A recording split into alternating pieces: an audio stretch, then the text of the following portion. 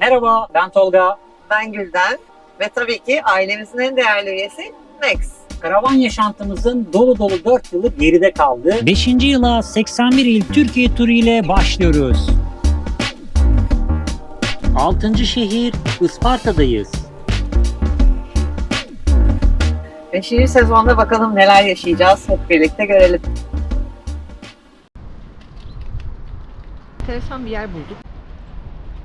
Ama tank ne alaka hiç bilmiyoruz. Soğuk anlatamam size. Allah tipimize bak. Hazırsanız gidelim. Buraya gelmemizin sebebi bu arkadaş. Nasıl bir fırtına ya? Nasıl sallıyor arabayı? Hadi. Burası da yeni düşmüş. Ben gelirken yoktu. Evet. Hoppa tepede. Ya ne gündü ya.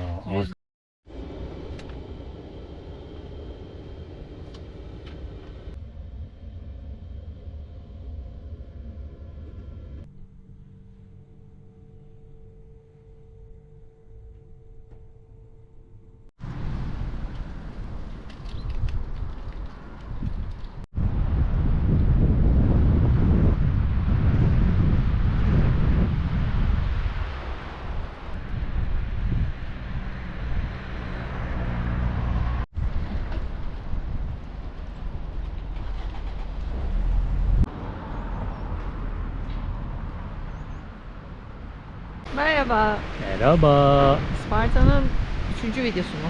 3. videosundan hepinize merhaba. Neredeyiz? Yalvaç'tayız. Evet, ama diyecektim. Yalvaç'tayız. Yalvaç ilçesinde enteresan bir yer bulduk. Aslında Yalvaç ilçesinde sizin biraz önce görmüş olduğunuz tank dikkatimizi çekti ve önünde durduk. Evet. Şimdi tankın hemen yanında da biraz önce sizin gördüğünüz ve şu anda görmeye devam ettiğimiz bir yapı var. Bu yapı Türkiye kurulduğu vakit kurulan ilk fabrikalardan biri olduğunu öğrendik. 125 fabrikadan biriymiş bu fabrika. Yalvaç Deri Fabrikası. Evet. Yalvaç Deri Fabrikası. Daha sonrasında tabi bu Yalvaçlıların ortak imece usulü para toplayıp yaptırdığı bir fabrika bu. Ve kadın girişimcilerin de içlerinde bulunduğu bir fabrika aynı zamanda. Yani inanılmaz bir tarihi değer ama gördüğünüz gibi birkaç dönem öncesinde bir yetkili burayı otele çevirmek için inşaat yapmaya falan kalkmış. Evet, dış duvarlar muhtemelen restore edilmiş ama içine normal beton bloklardan bir iskelet yapmışlar ve öylece kalmış. Maalesef. Biz de burayı görelim dedik. Bu dışarıda gördüğünüzde bu deri fabrikasının müzesi olarak içeride kullanılan, sağlam kalan yani nispeten görünebilen makineleri dış alana almışlar ve açık hava müzesi yapmışlar. Ama tank ne alaka hiç bilmiyoruz. onu biz de bilmiyoruz. Onunla ilgili bir şey yazmıyor. bulamadık. Şimdi o zaman videomuza hoş geldiniz. Hadi gezelim. Hadi gidelim.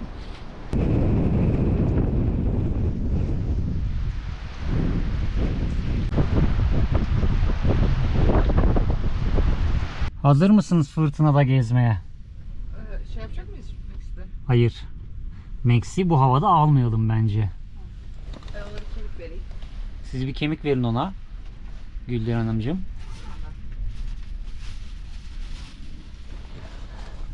Ben de arkadaşlara fırtına için kendileri hazırlamalarını söylüyorum. Evet, bayağı sağlam esiyor ya. Biraz kaçtık güya ama fırtına geldi geri bizi buldu. Siz ne yapıyorsunuz acaba burada? Allah'ım bir tane şurada varmış. Pilotlar hepsi büzüşmüş. Müze kartımızı okuttuk. Pisicikleri burada bırakıyoruz. Meksik karavanla bırakıyoruz. Ve biz fırtınanın göbeğine doğru, ne antik kentiydi burası? Pisidia antik kentine geldik. Pisidia. O yüzden kediler var girişte. Pisidia. Pisidia burası. Pisicikli. Şimdi drone uçuramadığım için biraz hazıra konacağım. Şurası Yalvaç. Biz şu an şuradan girdik. Burası da Pisidia antik kentinin yukarıdan bir görüntüsü.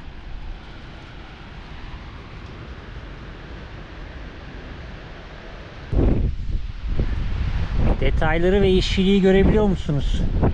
Ya da benim sesimi duyabiliyor musunuz bilmiyorum ama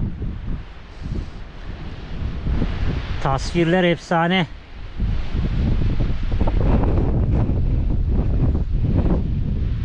Bu amcalar çok üzgün.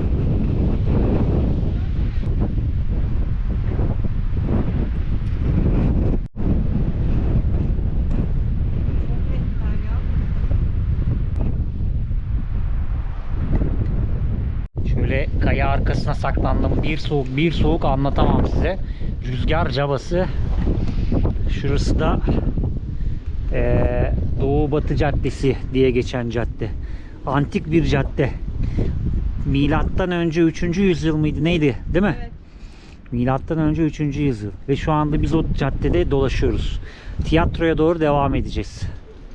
Şu anda göreceğimiz tiyatronun konumu böyle. Canlandırması, baksanıza arkasında evler, yerleşimler, tiyatro.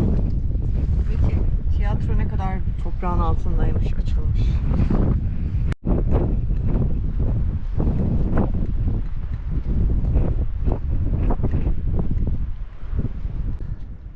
Yalnız bir şey diyeceğim. Tiyatronun manzarasını göstereyim ben size.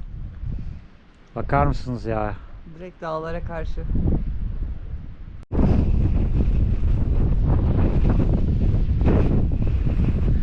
Bu gördüğünüz muhteşem alanda Augustus Tapınağı ve kutsal alanı.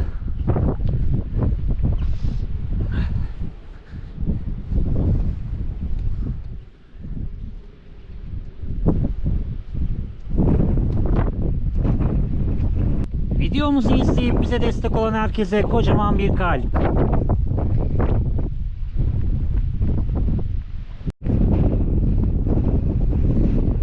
Ne kadar soğukta gezdiğimizi anlatmama gerek yok herhalde. Her şey ortada. İnce de değil ha.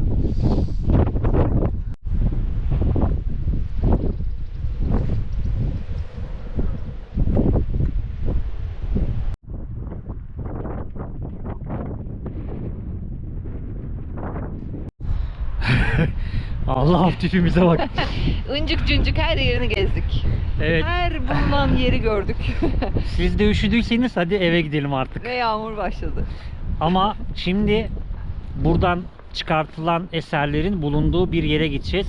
Yalvaç Müzesi'ne gideceğiz. Yalvaç Müzesi'ne aslında gitmeyecektik ama fotoğraflara bakarken çok enteresan bir şey gördük. Sırf o yüzden gidiyoruz. Aklınızı yitirirsiniz. Hadi bakalım. Merhaba. Allah'ım hareketlere bak. Hareketlere bakar mısın? Ay ay ay ay ay ay ay. Telefonlar düşecek. Dur anahtar. Hepsini üstüne bastık. Gel buraya gel. Geç. Gel. Hadi geç. Kuzum. Oy sıcak evim. Sohbet sıcacıksın. Sıcacık bu çocuk sıcacık. Hazırsanız gidelim.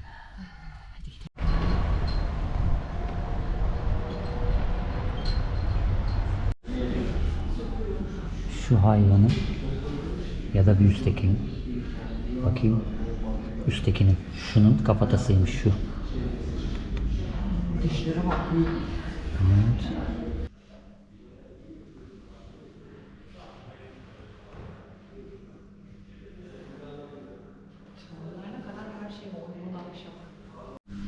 Augustus İmparatorluk Tapınağı'nı böyle resmetmişler. Ya arka taraftaki o gördüğümüz deliklerin orada da Evet.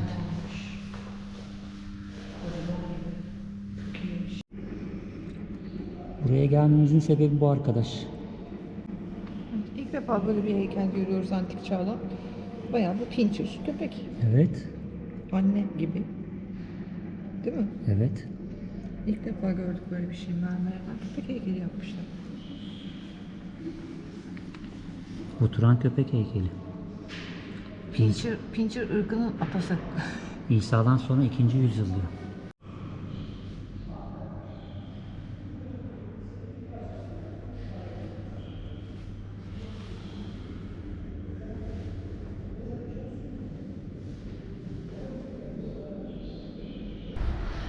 Önce Pisidia'ya gidip sonra mutlaka müzeye gelin. Müzenin içi efsane, dışı da efsane. Dışarısında mutlaka gezin müzenin. Şu yanda gördüğünüz eserler, bize göre içeride saklanmalı bunlar yani. Aşırı düzgün yani çok deforme olmamış. Heykellerin ağzı dudaklarına varana kadar sağlam duruyor. Birçok Evet. yerde bu kadar sağlamını görmüyoruz. O meşhur antik kentlerde bile çok deforme halde görüyoruz. Evet. Çok güzel. Yalvaç muhteşem. Yani gezi listenize ekleyin bu bölgeyi. O zaman konaklayacak bir yer bakmaya gidelim. Evet, artık biraz da gidip ısınalım. Evet, çok üşüdük.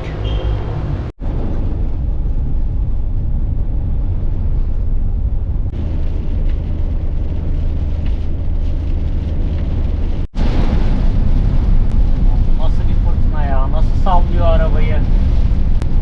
Bulutlu dağlara doğru gidiyoruz. Evet. Yağmurdan dağın tepesi gözüküyor.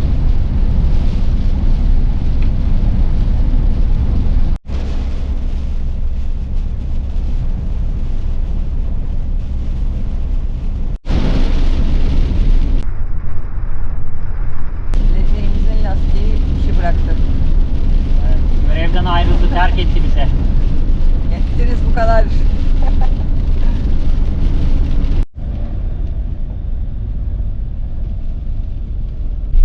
Kamp alanı düz diyor. Ama düz gidemeyiz ki. Oraya ne olmuş? Dallar mallar dökülmüş. Evet. Bir şey olmuş yola. Ağaçlar düşmez değil mi üstümüze? Düşmez ya. Düşecek olsaydı az önceki rüzgarda düşerdi. Önümüze hazır odunlar çıktı aşkım. Çok ıslaklar bütün. Şu bir tane büyük var. Onu çekeyim mi? Yandan mı geçeceğim? Şu ortadaki çıkıntı bizi şey yapmaz değil mi? Yok, yüksekmiş bayağı. Bir var mı içeride? Yok, buradaki rüzgar bırak güzel. Arsada bu rüzgarda gelmemiştir belki hiç.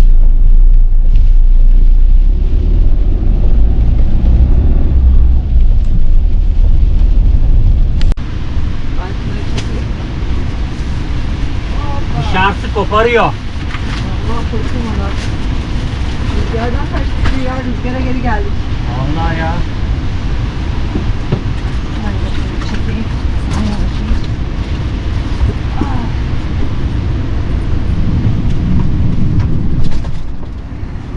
Hazır kamp alanı bulmuşken tuvaleti boşaltayım ben. Evet evet.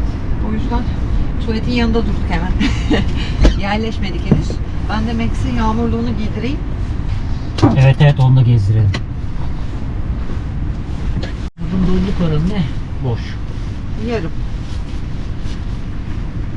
Gerçi eğik duruyoruz şu anda, o yüzden de yarım gibi gözüküyor olabilir ama. Burada doldursak mıydın daha da? Evet. Sen bilirsin.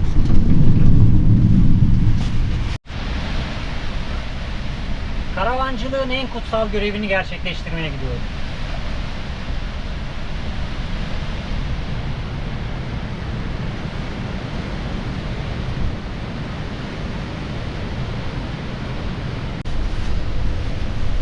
Gel bakalım. Ver patiyi.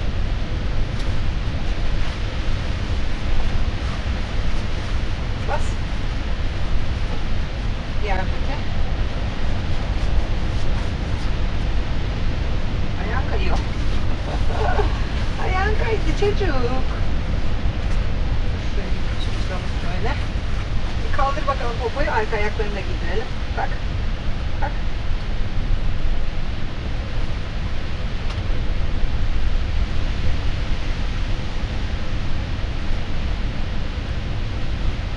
Evet.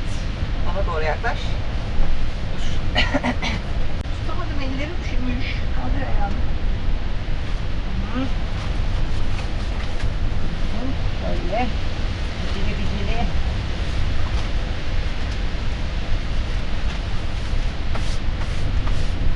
Patileri kıralım şöyle, paçaları. Evet, hazırız biz de. Oo, çok iyi. Etrafta araba yok galiba. Görmedim hiç. Tamam. Hadi. Hadi dışarı. Hadi dışarı. Atla.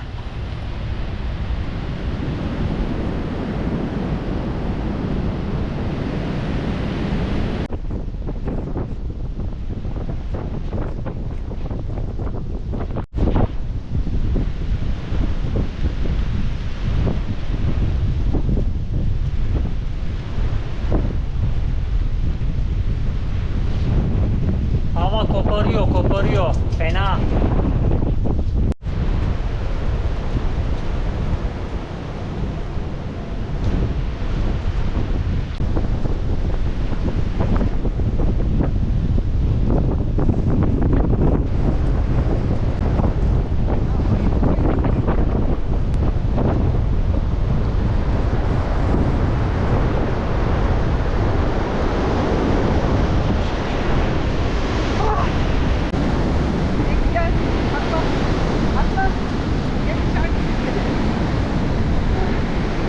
nedir ya? Bu nedir? Allah'ım. Sırılsıklam olduk. Dağıldık ya. Bu nasıl bir hava? Max otur burada. Arkaya geçme şimdi. Islaksın. Patilerini kurulacağız. Montunu çıkaracağız. Önce bir Nereye yerleşelim. gideceğimle alakalı hiçbir fikre sahip değilim. Şu sağdaki boş alan var ya, ağaçlardan uzak. Hayır. Senin solunda, arkana doğru. Ya çok da açıklıkta kalmayalım diyorum ya. Ama ağaçlar daha tehlikeli bence. Bu rüzgarda. Bakalım nereye gideceğiz. Hava durumumuz. Akşam 6'ya kadar yağmur var. 7'den sonra yok. Ama rüzgar durumu 20.4 kilometre saat. Sabaha karşı yine yağmur var. Ve yarın sabah 9'da 10'da kar var. Kar geliyor. Kar geliyor, kar geliyor. Ve önümüzdeki hafta eksi dereceler. Bilmiyorum ne olacağız. Sağdan soldan rüzgar yememek için burada kalmaktan vazgeçtik. Evet. Eğridir merkeze doğru devam etmeye kararı aldık. Çünkü ağaçlar beni çok korkuttu. Evet, çünkü ses geliyor ağaçlardan. Çatır çutur sesler geliyor. Evet. Yani o yüzden Eğridir merkeze doğru devam edeceğiz arkadaşlar. Geceyi orada geçireceğiz. Hadi bakalım.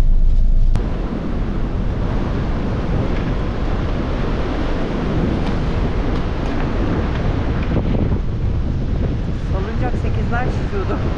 Rüzgara yakalanmış. Bu arada burası Gelen Dost Karavan Parkı. Bu parkta sanırım 3 ya da 4 yıl önce açıldı. Güzel bir festival yapılmıştı burada. Evet, çok güzel alan, geniş bir alan, Evet. güzel değerlendirilmiş. Güzel çardaklar, ağaç şeyler çok güzel. Ağaçların etrafına yapmışlar ya yüksek ağaç Evet, evleri. evet. Onlar falan da çok güzel ama şansımızda tabii hava. Hava çok kötü. Bir de yani şuraya bakar mısın hayatım? Şurayı çeksene, baksana. Yani burası da yeni düşmüş. Ben gelirken yoktu. Evet. Hoppa, tepede bir tane daha var. Devam. Hemen sıcağa geçelim. Biz geçerken bu kadar çok yoktu. Şunlar boştu. Şu teki vardı. Evet, o yüzden çok doğru bir karar vermişiz bence. Çünkü ağaçlardan gerçekten çatır çutur sesler geliyordu. Yani ağaçlar rüzgara dayanamamış, yıkılmış. Kendimizi orada riske etmeye hiç gerek yok. Geçerken gördünüz zaten o dallar yoktu. Hemen Evet, bir yoktu. 10 dakika durduk durmadık içeride işte. Tuvaleti Ve boşalttık. büyük bir parça daha kırılmış. Sallanıyordu Sanırım, yukarıda. Evet. Sen deyince fark ettim ben de ama gösteremedim Evet. size. Yani bence devam etmekte iyi bir karar verdik. Bence de. Riske atmaya Bu gerek arada yok. kışın gezmeyi seviyoruz biz. Evet, Hem evet. etraf boşalıyor hem yaz sıcağındaki gibi bunaltıcı, daraltıcı olmuyor. Şimdi diyebilirsiniz deli misiniz bu havada geziyorsunuz oralarda diye ama biz yaz kış karavanda olduğumuz için onun ayrımını yapmıyoruz. Nasıl ki siz evlerdeyken işe gidiyorsunuz, markete gidiyorsunuz, konuya komşuya dışarıya alışverişe gidiyorsunuz. Aynı şey bizim için de. Biz sadece evimize daha hızlı varıyoruz. O yüzden gezmeyi hiç dert etmiyoruz bu havalarda. Sadece konaklama yerlerinde biraz daha özen göstermemiz gerekiyor tabii ki. Maalesef.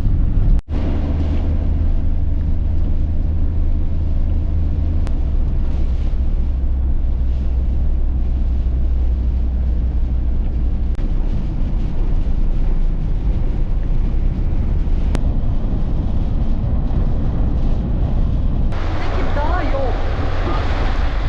Çok yanlış yere gidiyoruz sanki. Silecekleri bir kademe daha arttıralım. Valla bu yağmur ve rüzgar sesinden sesimiz geldi mi bilmiyorum ama bayağı fırtınanın içine gidiyoruz gibi.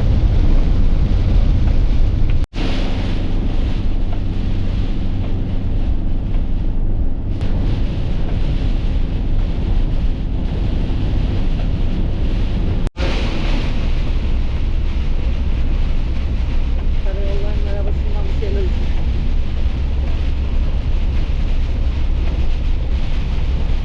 Yağmur yağmıyor. Yağmur üstümüze serpiliyor resmen. Sanıyorum ki bu bizim yaşadığımız en kötü ikinci hava koşulu. Evet. Birincisi Tekirdağ'daydı. Bu hiçbir şey onun yanında. Onda hiçbir şey göremiyorduk. Tırlar falan ışıklarını yakıp kenarıya geçmişti yani. O kadar gözükmedi. Yani tırlar bile kenarı çekip durmuştu. Evet. O kadar Dehşet bir yağmurdu söyleyeyim. o. ki hani siz belki bu an havaya bak ne kadar kötü, niye gidiyorsunuz? Ya da kamerada ne kadar belli olmuyor bilmiyorum ama şelale akıyor asfalttan. Yani neden gidiyorsunuz, çeksenize bir kenara deseniz bu gerçekten bizim için hani o kadar kötü bir hava değil. Eğirdir'e geldik. Biz geldik Eğirdir. Biraz erken geldik ama herkes evinde. Yağmurdan kaçmış. Tahminimizden çok erken geldik hem de. Birkaç noktada daha konaklamayı planlıyorduk. Evet.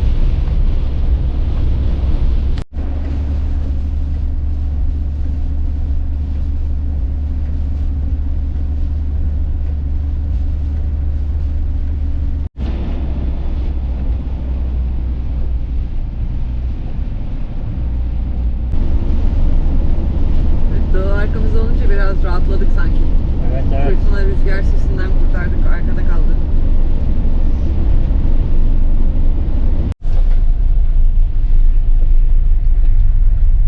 Fena değil gibi sanki. Burayı kapatmışlar. Şuradan bir yol var normalde. Ama burası da fena değil. Rüzgar yok o kadar. Şiddet, fırtına. Aa bak. Bence gayet iyiyiz.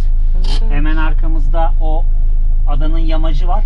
Evet. O yüzden O kapattı bayağı. Güzeliz. Burada arkamızda da binalar var. Arka taraftan esiyor. Rüzgar öne geçerse o zaman bakacağız. geçmez. Burada hep rüzgar aşağıdan gelir. Yalnız suyun ne kadar çekildiğine bakar mısın şuraya? Evet ya, buralar hep Şu mahvolmuş. burunlar suydu komple buralar. Yerleşmeden önce Max'in son görevini icra edip Sırılsıklam olduk hepimiz. sırılsıklam olduktan sonra içeri giriyoruz. Bekle. Max bak bana. Bak Şu nasıl ıslaklığa bekliyor. Üstünü bakar çıkartın da öyle geçelim diyor, görüyor musun? Atla. Dur. Bu ayakta kalmış. Çıkar. Tamam, Hadi geç atla. bakalım. Arkada kurulanalım. Sırılsıklam olduk. Ama neyse ki rüzgar yok burada. Evet. Şunu hallettik böyle. Şunu şuraya attım. Hemen Max'in mamasını veriyorum. Max'in olmasın ver, ben pantolon değiştireyim. Tamam.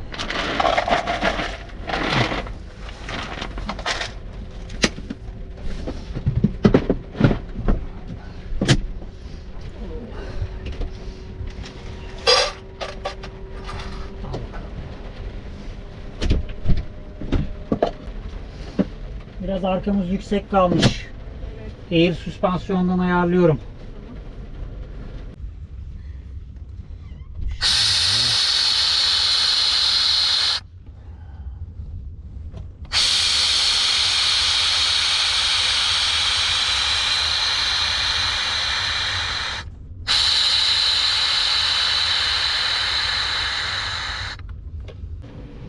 Oy, nasıl ıslanmış bacaklarım. Ya sırılsıklam olduk ama ıslanmadık. Pantolon parladı. Şöyle biraz aydınlık olsun. Oy oy. Sakallarım sırılsıklam olmuş. Ben hemen sobayı yakmaya gireyim. Sobayı yakla, kıyafetleri kurutalım. Evet. Hem ısınalım. Oh, Max mamasını yemiş bile maşallah. Yedi. Ona Ben onu bir akşam yatmadan az bir şey de yaş mama verelim. Yarın kar gelecek ya. evet. Vücudu şey yapmasın.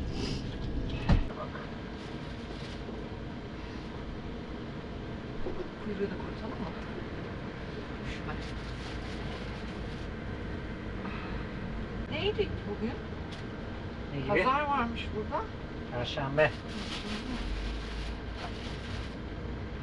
Pazar bile erkenden dağılmış yağmurdan. Allah, saat kaç daha? 4.30. Saat 4, evet. Yani oradan geçerken 4 falandı. Ama karşıdan gördüğümüzde burası daha kapalıydı. Büyük ihtimalle o yağmur bizim olduğumuz tarafa doğru, karşıya doğru geçti. O içinden geçtik ya bir. Evet, evet. Max patileri de kurutalım mı? Pati. Kalk biraz. Hah. Evet, pati. Teşekkürler. İyi geldi kapanımın gitmeniz değil mi? Masaj yapar gibi. Kafayı tutuyor hala. Süper. Lan işte Webasto sobayı yakana kadarki kısımda bak nasıl işimize Evet, yarıyor. tabii canım. Sadece sobayla olmaz. Evet, sadece soba hoş olmuyor. Mesela sabah, yarın sabah kar yağacak diyorsun. Ben saat 6'ya kuracağım Webasto'yu. Evet, sabah Biz sabah uyanmadan uyanacağız. Ay, Evet. sabah sabah uyanacağız. Sıcak sıcak uyanacağız. sıcak sıcak uyanacağız. Ama candır. Ama Webasto'da heyecan. Bence kurtarıcı o. Değil mi Max? Kulaklar niye kurumadı acaba ya? İster misin deyince hep aklına mama geliyor değil mi? Öyle bir bakıyorsun ki. Ne verecek acaba diye. Tabii canım artık mamada onu. İster misin deyince öyle ağzıyla değişiyor. Önce Max'in havlusunu asayım arkaya, o kurusun. Evet. Daha hızlı kuruyor. Sonra pantolonları falan yer değiştiririz böyle. Oh, ne gündü be. Vallahi billahi ya. Şu son kısım bombaydı. Yalnız çok doğru zamanda gezmeye başlamışız çıkıp. Rüzgardan hareket edip bir an önce gezelim diye çıktık. Çok iyi bir zamanlamayla çıkmışız. Antik kenti rahat rahat gezdik. Müzenin oradan hareket ettikten sonra yağmur başladı. Antik kent Evet. orada bir tıpır tıpır atıyordu böyle sadece. Ama yani böyle bir saat falan geç gezsek muhtemelen gezemeyecektik. Tabii. Yani sen bir saat geç kalksan bugün mesela Evet. bayağı sıkıntı olurdu bizim için. Ben erken kalktım bugün. Evet. Erken kalkan yol olur diye boşuna dememiştim. Tam ben Bu- diyecektim de. Bugün bunun kanıtını yaşadık. Dedim hadi demeyeyim. Ama öyle Ekliyorum oldu ya sana gerçekten. çünkü. Ama gerçekten öyle oldu. Ama rüzgardan beşik gibi sallanıyorduk. Evet Ne ya. oluyor diye kalktım. O alanda çok korumasızlık açıktaydık hep. Biz sizi bir sonraki videoda Eğirdir'e getirecektik, gezdirecektik buraları. Canım zaten bir sonraki videoda Eğirdir için bir video yaparız. Yaparız değil mi? Tabii tabii burası bir videoyu hak ediyor. Yağmur, yarın yağmur yok gibi. Soğuk, kar var. Yağmur yok. Bakalım. Burada bir daha önce Ya- geldiğimizde konakladığımız bir alan var. Eski videolarımızı izleyenler bilirler belki. Hemen adanın başlangıcında. Orası özel bir kamp alanı oldu artık. Yani karavan kamp oldu. Geçen yıl 750 lira mıydı? 500 lira mıydı? 500 galiba. Geçen yıl öyleydi fiyatı. Bu yıl bilmiyorum. Max'i yürütürken o tarafa doğru yürüdük. Bomboş. Kimsecikler yok ve inanılmaz esiyor. O taraf esiyor gerçekten. Buraya gelmekle çok doğru bir karar vermişiz. Burayı çektim mi bilmiyorum. Galiba şöyle önden gösterdim. Bir sonraki videoda Eğirdir'i izlersiniz artık. Evet evet. Sonra ben gezdireceğim sizi Eğirdir'e. Hava çok soğuk da olsa, kar da yağsa karlı karlı gezeceğiz hep beraber. Oh.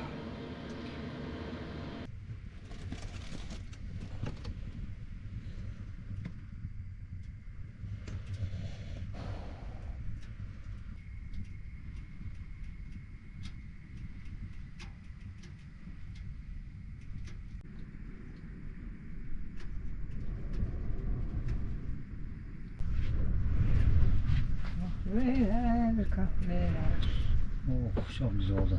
Buyurun. Oh, çok güzel. Ay, kahve çok güzel bir şey bence de. Ama ne gündü be. Çok yorulduk.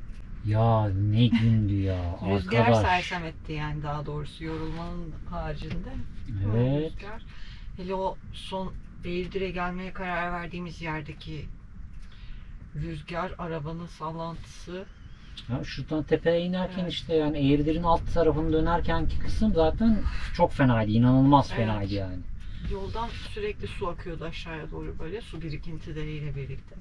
Bir kamyon attı ya suyu böyle Ha. önümüze. Bayağı foş diye su döküldü önümüze böyle. Rüzgardaki sarsıntıyla beraber böyle bir kayma endişesi.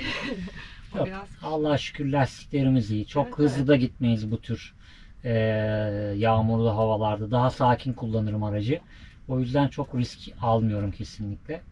Ama tehlikeli bir sürüştü. Evet. Onu söyleyebilirim yani. Gergin bir sürüştü.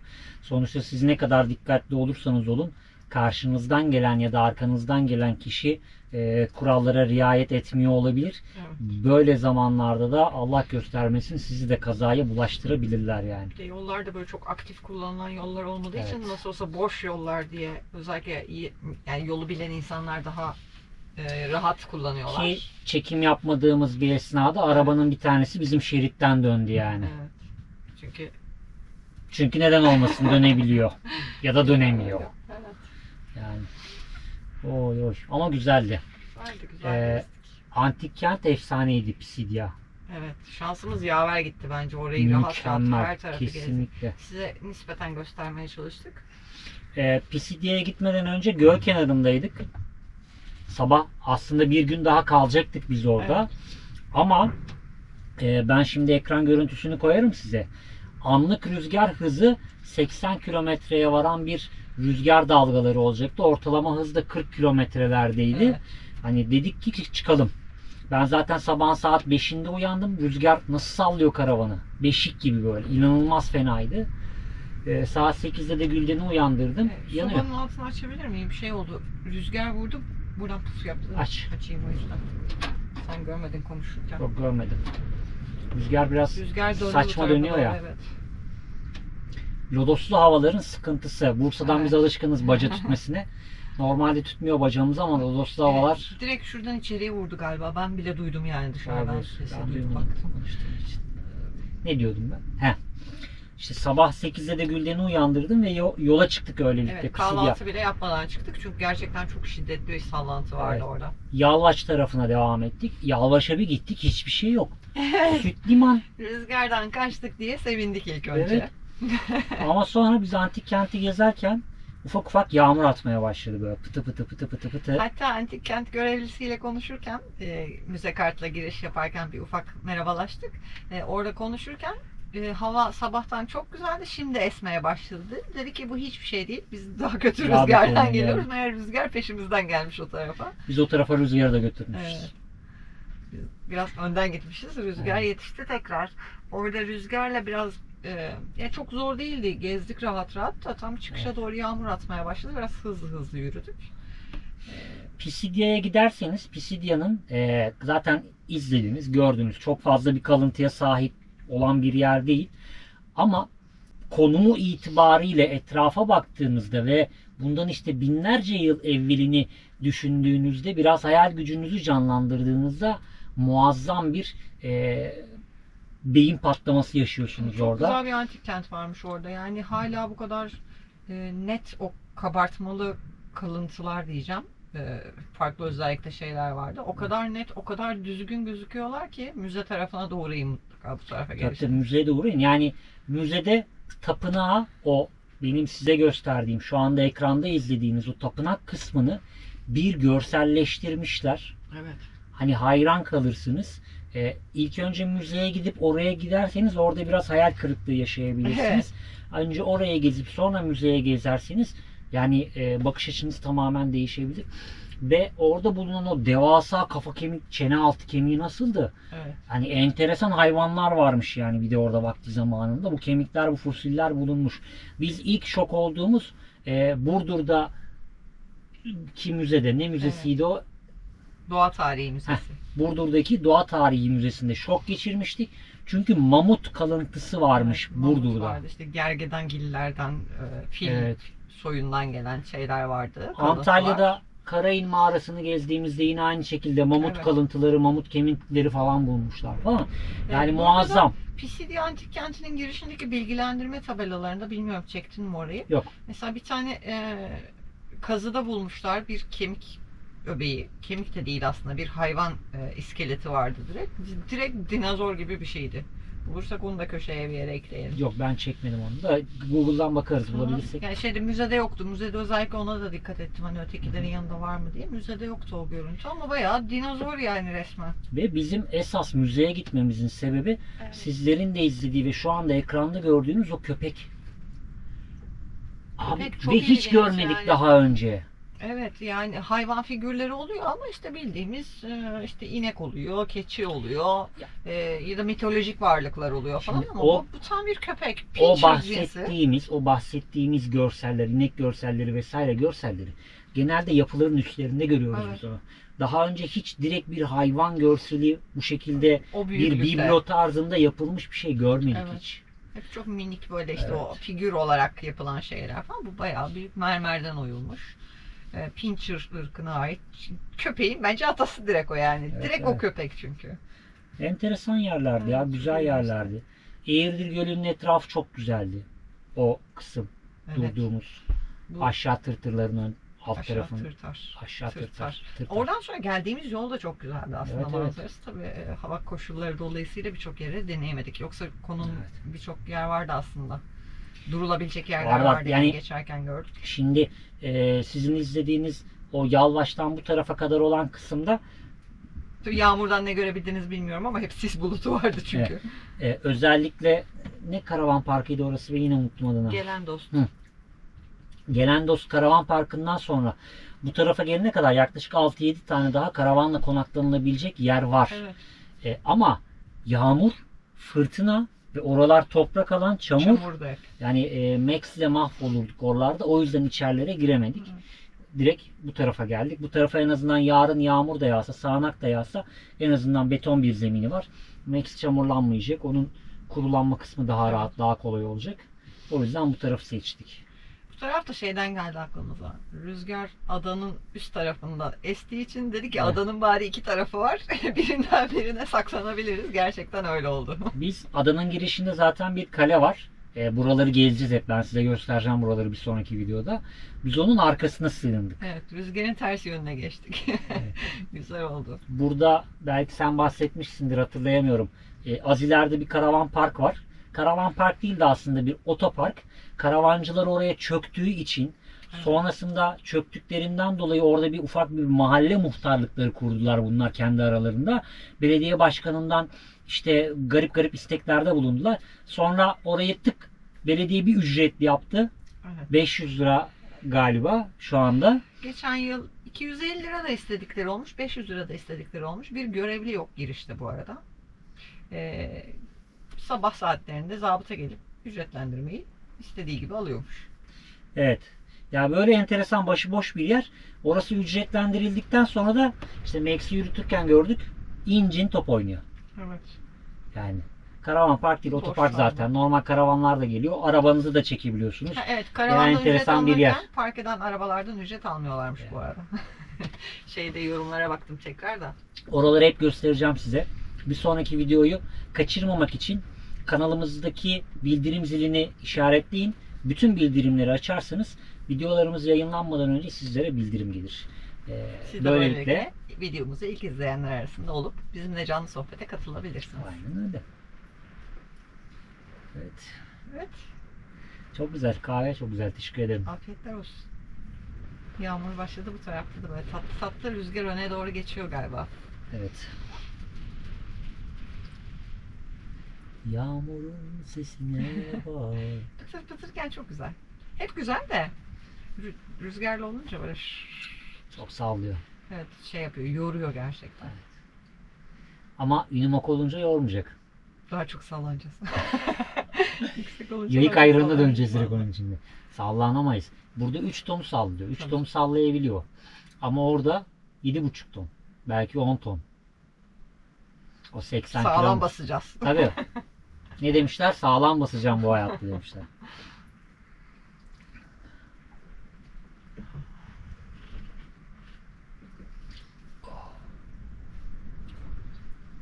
İyi ki sobamız var diyoruz her seferinde. Evet. Yaktık 10 dakika içinde. Vallahi. Miskinlik moduna direkt geçiş yaptık. Aynen ya. Sobanın tek kötü yanı sizi miskinliğe davet ediyor. Evet. Ya böyle yakıyorsunuz, ateşe bakıyorsunuz. Hipnoz olmuş gibi böyle. Evet. Ateşi izliyorsunuz. Sonra bir bakın böyle ufak ufak kaymaya başlıyorsunuz. Direkt Böyle mayışmaya gidiyor gidiyor başlayıp- gidiyor. Sonra bir bakmışsınız, dur ya ben bir yatayım uzanayım diyorsunuz. Sonra gün bitti. Evet, zaten bu akşam artık erken. Erken yatarım, ben sabahın 5'inde kalktım. Evet. Ben de erken kalktım. Evet. Sabahın 5'inde olması da erken kalktım. Sana göre erken de. Ne bileyim ben ya. Ben uyuyorum sanki böyle. Belki bir ihtimal. Zaten Neden horluyor olmasın? aşağıda. O günü çok kanka. Ağırlık çöktü Ay, ya. onun için Var bir bak, şey kahve rüzgar sabaha çok kadar var. olduk buralarda. O zaman bildirim zilini de açtıysanız bir sonraki videomuzda görüşmek üzere diyelim sizlere. Kendinize iyi bakın. Hoşçakalın. Hoşçakalın.